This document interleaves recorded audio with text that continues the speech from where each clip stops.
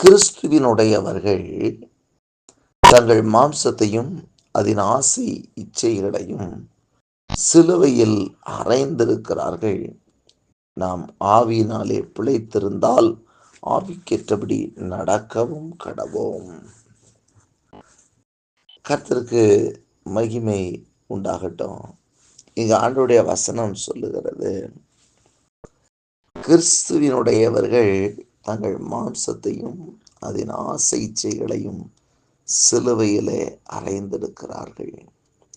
பவுல் சொன்னாரே, நான் கிறிஸ்துவுடனே கூட சிலுவையிலே அறையுண்டேன், ஆனாலும் பிழைத்திருக்கிறேன்.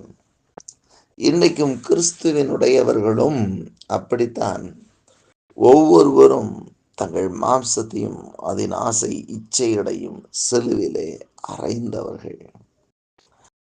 ஒரு கிறிஸ்துவனுடையவர்களாக நாம் காணப்பட வேண்டும் என்று சொன்னால், அவர்கள் சிலுவையில் அறையப்பட்ட ஒரு வாழ்க்கை வாழ்கிறவர்களாக இருக்க வேண்டும். அதைத்தான் இங்க சொல்றாரு.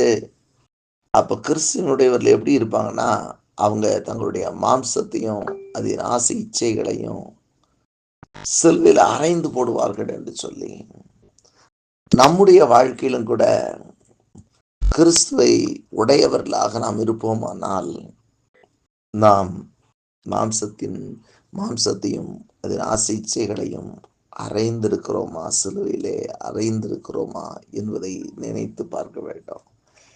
அங்க அவர் அதை சொல்லிட்டு அதுக்கு மேல அவர் ஒரு காரியத்தை சொல்றது நம்ம பார்க்கிறோம். என்ன சொல்றாரு அப்படின்னா, அந்த மாம்சத்தின் கிரியைகளை பற்றி சொல்றாரு. என்ன சொல்றாருன்னா, 19ஆம் வசனத்துல, அதே கலாத்தியர் 5ஆம் அதிகாரத்துல 19ஆம் வசனத்துல நீங்க வாசிச்சு பார்த்தீங்கன்னா அவர் சொல்றத பார்க்கலாம். மாம்சத்தின் கிரியைகள் வெளியரங்கமாய் இருக்கின்றன. அவையானவன விபச்சாரம், வேசித்தனம், அசுத்தம், காமவிகாரம், விக்கிரக ஆராதனை, பில்லி சுனியம், பகைகள், விரோதங்கள், வைராக்கியங்கள், கோபங்கள், சண்டைகள், பிரிவினைகள், மார்க்க வேதங்கள், பொறாமைகள், கொலைகள், வெறிகள், களியாட்டுகள் முதலானவைகளே. இப்படிப்பட்டவைகளை செய்கிறவர்கள் தேவனுடைய ராஜ்யத்தை சுதந்தரிப்பதில்லை என்று முன்னமே நான் சொன்னது போல இப்பொழுது உங்களுக்கு சொல்லுகிறேன் என்று சொல்லி அங்கே அவர் சொல்லுகிறதை நாம் பார்க்கிறோம்.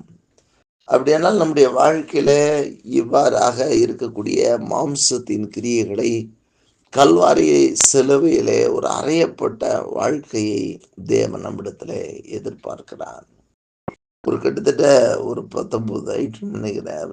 எல்லாவற்றையும் அதை நமக்கு சொல்லி ஒரு பட்டியலிட்டு, இந்த பட்டியலில் இருக்கிறவைகளை எல்லாம் சிலுவையிலே அறைய வேண்டும் என்று சொல்லி சொல்லுகிறதை நாம் பார்க்கிறோம்.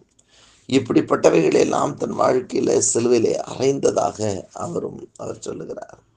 ஏனென்றால் இதையெல்லாம் சொல்லிட்டு தான் கீழே சொல்றாரு, கிறிஸ்துவனுடையவர்கள் மாம்சத்தையும் அதன் ஆசை இச்சைகளையும் சிலுவையிலே அறைந்திருக்கிறார்கள் என்று சொல்லி.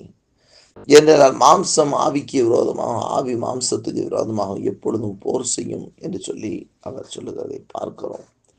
அப்படியானால் இந்த மாம்சத்தை நாம் சிலுவையிலே அறைந்து விட்டோமானால் நாம் எளிதிலே நாம் வெற்றி கொள்ள முடியும்.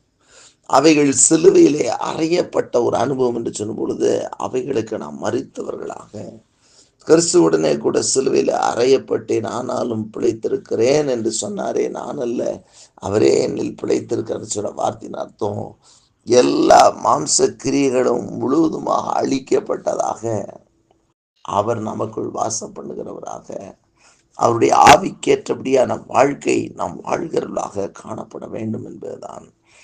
அந்த மாம்சத்தின் கிரியைகளை நாம் சிலுவையிலே அறையும் போதே நமக்குள் கிறிஸ்துவனுடைய சாபங்கள் வெளிப்பட ஆரம்பித்துவிடும்.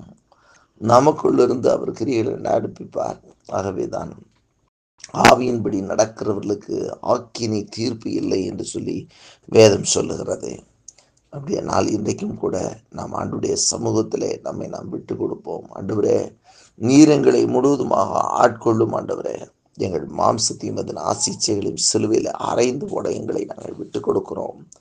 நீர் எங்களில் பிழைத்திருக்கும்படியாக, உம்மிலே நாங்கள் பிழைத்திருக்கும்படியாக ஆண்டவரே நீர் இப்பொழுதும் எங்களில் வாசம் பண்ணும்படியாக எங்களை நாங்கள் விட்டுக் கொடுக்கிறோம். எங்கள் மாம்ச கிரியைகளை சிறுவிலே அரைந்து போடும்படி எங்களை நாங்கள் விட்டுக் கொடுக்கிறோம். ஜெபிப்போம்.